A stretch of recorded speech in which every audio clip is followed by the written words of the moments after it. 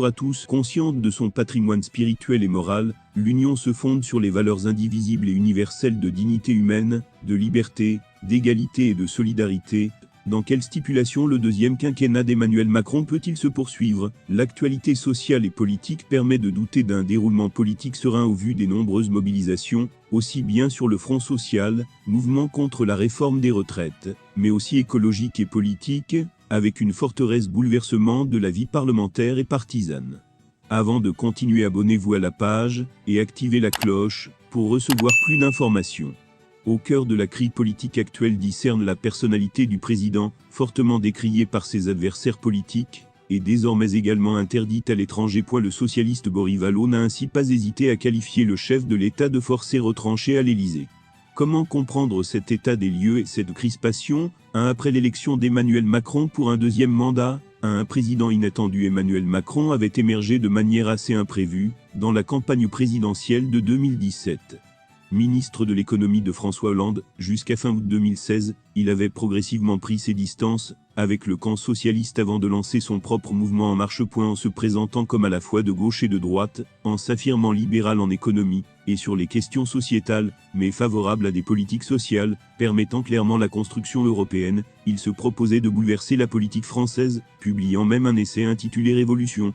Au programme, la promesse d'un nouveau monde.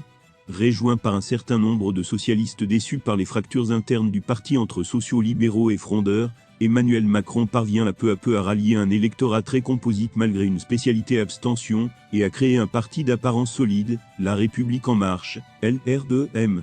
Il est très largement élu, 66,1% des suffrages.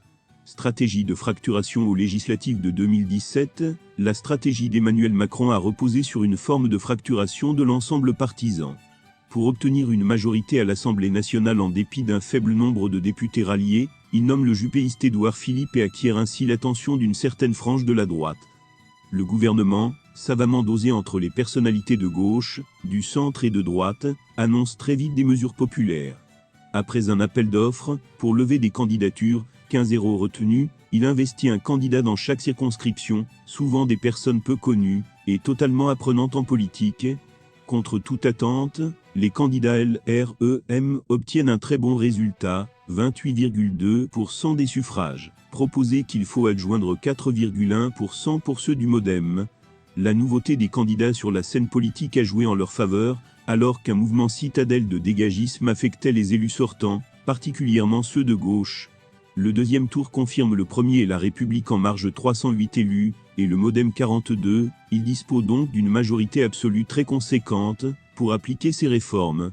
Le système partisan français, qui reposait sur l'alternance au pouvoir de deux partis de gouvernement, est complètement chamboulé au terme de ce cycle électoral. Mais la nouvelle majorité réunissait des sensibilités politiques très variées, ce qui laissait prévoir des divisions et d'éventuelles recompositions. Merci d'avoir regardé la vidéo de bout en bout. N'oubliez pas de liker,